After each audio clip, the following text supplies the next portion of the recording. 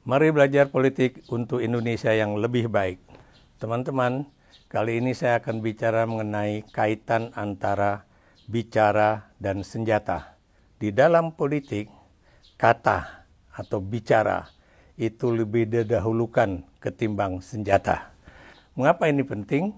Karena kita tahu politik itu pada dasarnya adalah adu gagasan, adu argumen, adu data, adu macam-macam berbagai fakta yang kita miliki. Dan di dalam argumen itu kita bisa saja menggunakan tekanan-tekanan atau intonasi di dalam kata, di dalam berdebat ya. Tapi di dalam politik itu boleh dikatakan bahwa kata itu lebih didahulukan ketimbang penggunaan senjata atau kekerasan. Kita tahu kalau kita berbicara mengenai politik internasional misalnya kan, itu kita tahu bahwa yang namanya the use of force atau penggunaan kekerasan itu adalah the last resort atau sangat diakhirkan untuk digunakan karena semuanya sebetulnya bisa diselesaikan dengan kata-kata. Makanya dalam politik internasional juga dikatakan bahwa perang adalah kelanjutan dari politik apabila diplomasi gagal ya. Atau kemudian kalau kita juga lihat ya bahwa yang namanya diplomasi preventif itu biasanya lebih didahulukan sebelum terjadinya perang. Atau mengapa negara-negara itu mengajukan apa yang disebut dengan CBM, Confidence Building Measures ya, atau langkah-langkah untuk menimbulkan rasa percaya di antara negara di dalam kawasan ataupun antar negara di suatu kawasan ya, untuk mencegah perang. Demikian juga kalau kita lihat ya dalam pertemuan di Laos beberapa hari yang lalu ya, itu ASEAN dan Australia sudah sepakat bahwa apabila sebuah negara di negara ASEAN itu melakukan suatu pembangunan militer atau yang bisa menimbulkan perlombaan persenjataan, itu harus dibicarakan atau diinformasikan kepada negara lain supaya tidak terjadi salah tanggap sehingga kemudian pembangunan militer itu bisa disalah tafsirkan sebagai suatu upaya untuk perlombaan persenjataan atau penguatan kekuatan militer mereka untuk dapat menyerang satu negara di kawasan. Dan karena itu lagi-lagi ya, diplomasi preventif atau kemudian CBM, Confidence Building Measures, itu adalah suatu hal yang boleh dikatakan sangat penting di dalam politik internasional. Nah, bagaimana dengan politik di dalam negeri? Kita tahu ya, setiap langkah-langkah itu selalu diawali dengan diskusi, diawali dengan bicara. Saya beri contoh misalnya ya, polisi dimanapun di dunia ini itu selalu melakukan suatu diskusi atau pembicaraan dengan para demonstran ya, sebelum mengambil langkah-langkah yang boleh dikatakan menggunakan kekerasan. Saya beri contoh misalnya ya, Polri di Indonesia itu setiap menghadapi suatu demonstrasi massa ya, khususnya demonstrasi mahasiswa dan juga demonstrasi buruh, itu selalu mendekatkan dirinya dengan cara-cara persuasif, berdiskusi, dan ketika menemukan jalan buntu, barulah cara-cara kekerasan itu dilakukan. Saya beri contoh juga ya, ketika saya masih menjadi mahasiswa tingkat doktoral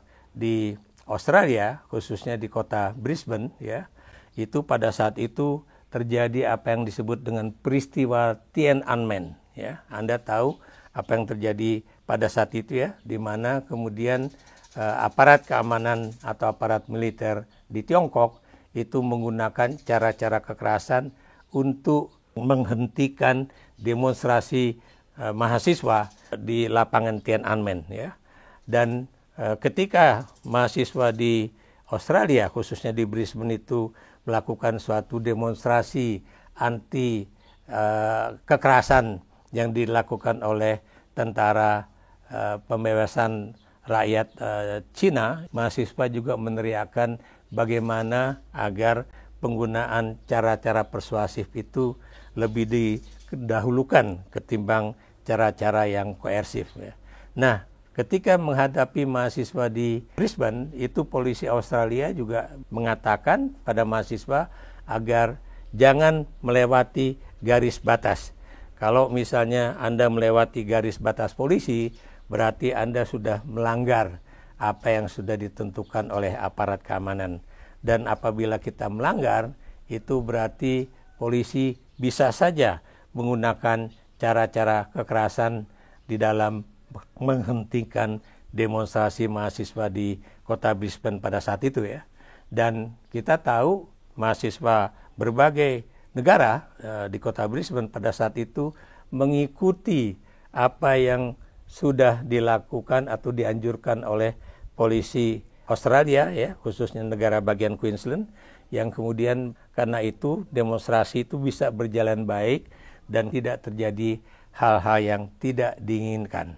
Nah, bagaimana kalau kemudian ada kelompok orang yang kemudian menggunakan cara-cara kekerasan untuk menghentikan sebuah forum diskusi yang harusnya adalah suatu olah pendapat yang kemudian juga berjalan secara damai dan juga diikuti bukan oleh mahasiswa tapi oleh para senior ya, para senior citizen yang juga ingin membahas masalah-masalah yang ada di Indonesia bersama dengan kaum diaspora di luar negeri ya.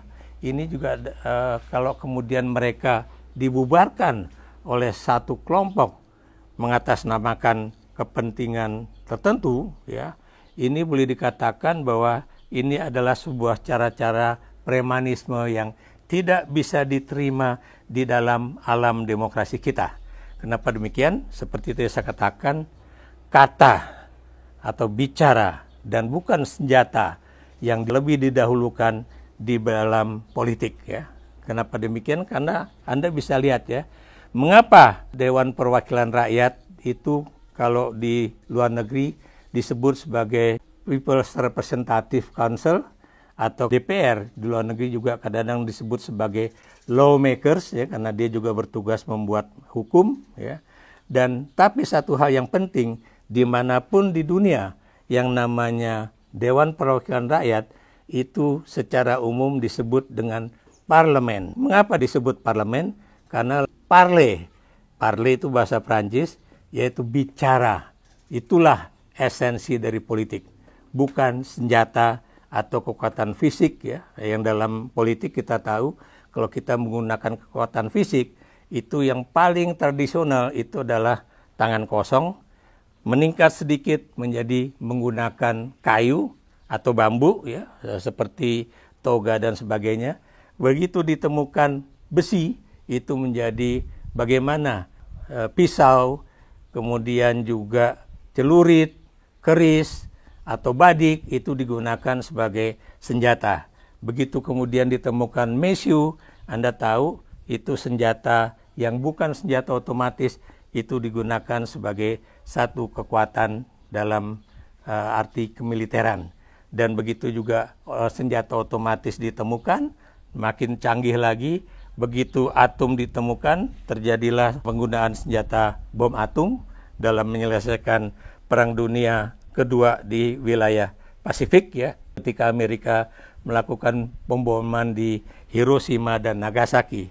Dan kita juga tahu beberapa negara besar itu sekarang memiliki senjata nuklir yang kalau itu digunakan, itu bukan negara yang sedang bertempur saja yang akan habis, tapi juga mungkin kebudayaan di dunia ini, termasuk manusia yang ada di dunia ini, bisa saja hancur lebur sebagai akibat dari penggunaan senjata nuklir.